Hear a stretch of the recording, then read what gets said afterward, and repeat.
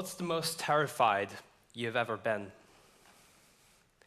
For me, it happened on a rainy July afternoon in 2011. I was staring down the barrel of the gun of a terrorist, a neo-Nazi nationalist, a man who wanted to kill me. His name was Anders Breivik. It wasn't Breivik that terrified me so much. What terrified me was the fact that I didn't know what was to come next. I didn't know what death would be like, and I knew for sure that this had to be my last moment. This moment haunts me today, 5 years later. At this point, Breivik had hunted us around Utøya Island for more than an hour. Earlier that day, he had planted a bomb in the city center of Oslo, blowing up the government headquarters and most of the city center, and killing 8. After that, he traveled out to Utøya Island, where I was attending the summer camp of the Labour Youth Party. There he went on to kill 69 more. I remember the day vividly. I remember starting hearing the sound of gunshots. I remember how someone ran towards Breivik, a young boy, how this man in the distance lifted his gun and calmly shot the boy in the chest. I remember how I turned around and ran into the forest, how along the track in the woods there was a young boy sitting, how fragile he looked. I took the young boy and we hid together. He was the 8-year-old son of a police officer who was spending his summer vacation as a security guard on the island. His father would be among the first to get killed. We hid together for almost an hour. The boy was panicking. He wanted to look for his father. I held him down and covered his mouth, staring into his eyes. Every few seconds we heard gunshots. To move would have been the end of us. After a while, the shots came closer to where we were, and a group of people came running through the woods. The boy and I joined the group, and with the group was another young boy, the 9-year-old son of another security guard, another one of the first victims of Breivik. I took the 2 boys, and together we ran along the track that goes around the island. It struck me how incredibly quiet everything was. There was almost 500 people on the island. Most of them were still in hiding. The only thing we could hear was the sound of gunshots. At one point, we had to leave the track that goes around the island. The track was covered in a pile of dead bodies, the corpses of friends who had been executed. It was surreal to see that. It's not something I'm capable of comprehending even now, and it certainly is not something someone expects to see when they are on summer vacation back in Norway.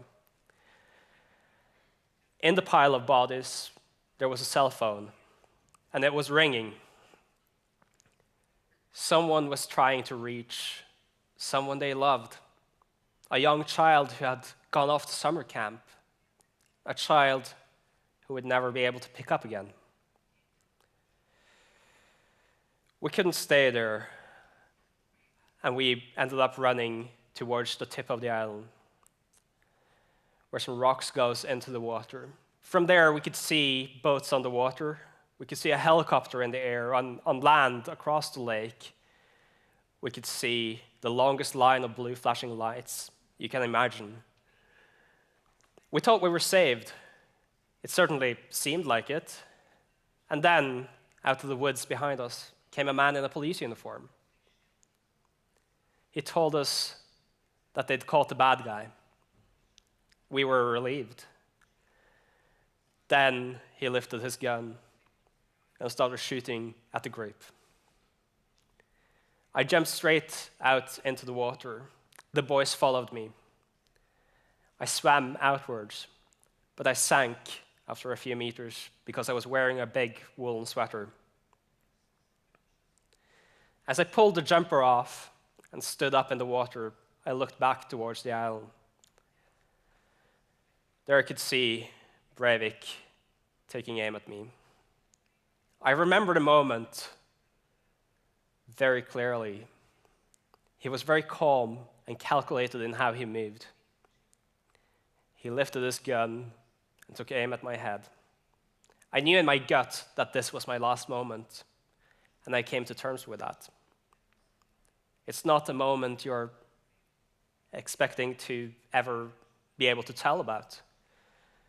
I certainly didn't. Breivik fired, and his bullet missed my head by centimeters.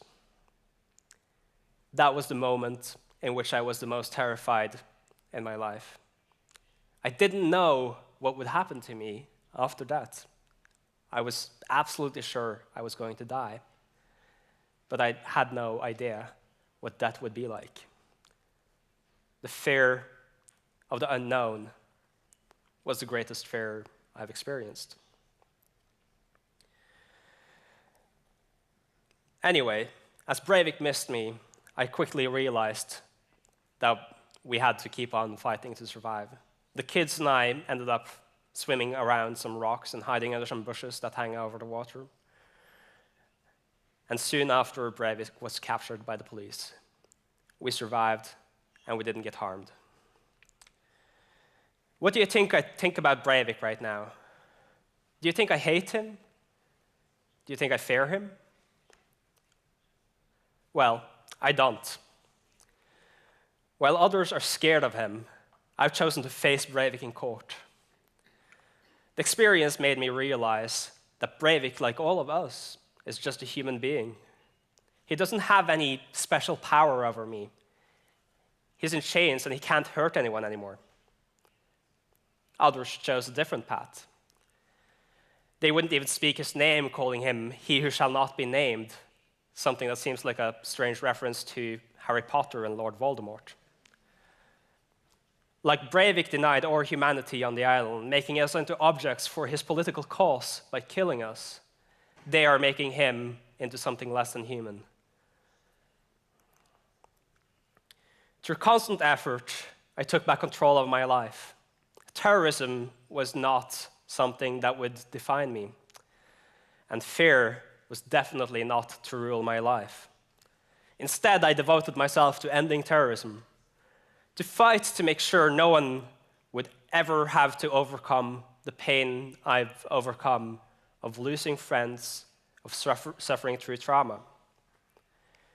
This has led me to study the paths both into and out of extremism and terrorism. I've tried to understand how we can put an end to terrorism, to people going off to fight for ISIS, which we all agree is bad, or to people picking up guns here in Europe, like we saw Breivik did. My work has even led me to collaborate with people who a few years ago would have supported Breivik, reformed terrorists. Here I'm back on Utøya Island with a former neo-Nazi. He has turned his life around and is now working for peace. Others can do the same. He knows the paths better than anyone. He's been there himself. We can build on that and make others leave their violent ideologies behind. In Breivik's eyes, we were traitors to our culture. He made that very clear in his manifesto. He feared the unfamiliar, what he saw as threatening changes to our society, the diversity we saw as valuable and were working for. This is the worldview held by all terrorists, whether they are Muslims, communists, atheists, Buddhists, fascists, or Christian. The ideology that some people, because they think differently or because they are different, have to be killed.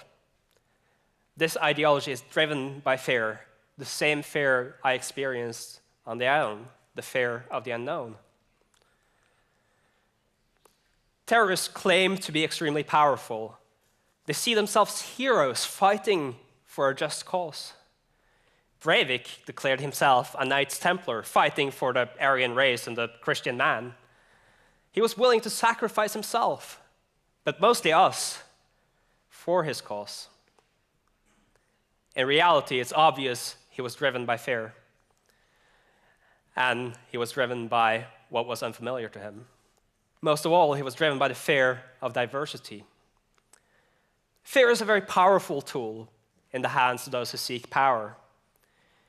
We can see that across Europe, where far-right parties are winning ever more political power, where there are marches against diversity. And we can see it in the US, where there right now is a political campaign going on, thriving on fear. And it works, it wins power, but it also ruins societies. The solution most offered to fear is unfortunately violence. But violence only deepens entrenchment and adds fuel to the fire. Fear itself is not necessarily always bad.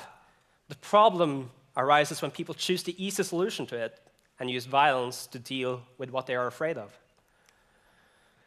It's how we deal with fear, how we overcome it and make it familiar, that makes us different from terrorists. By leading the way and facing our fears, by truly being heroes, we can overcome extremism.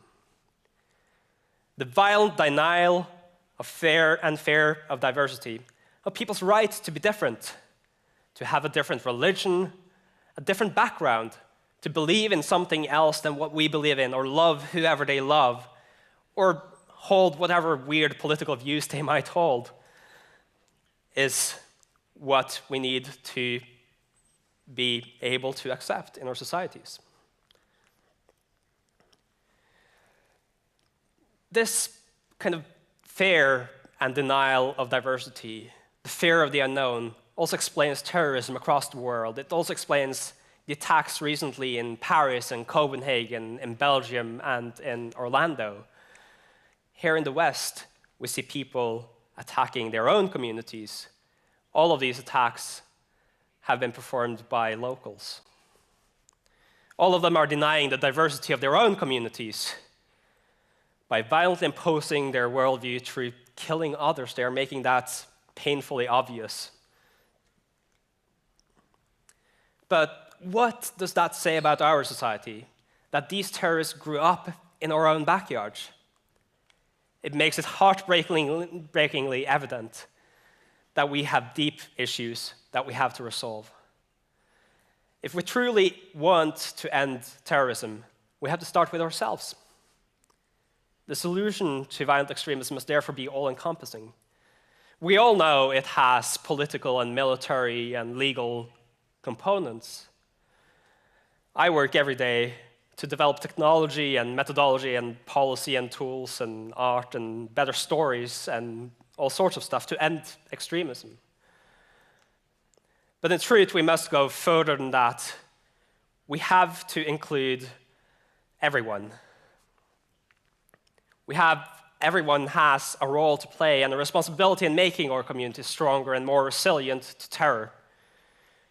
We do it by challenging our leaders when they tell us that to fear others based on who they are.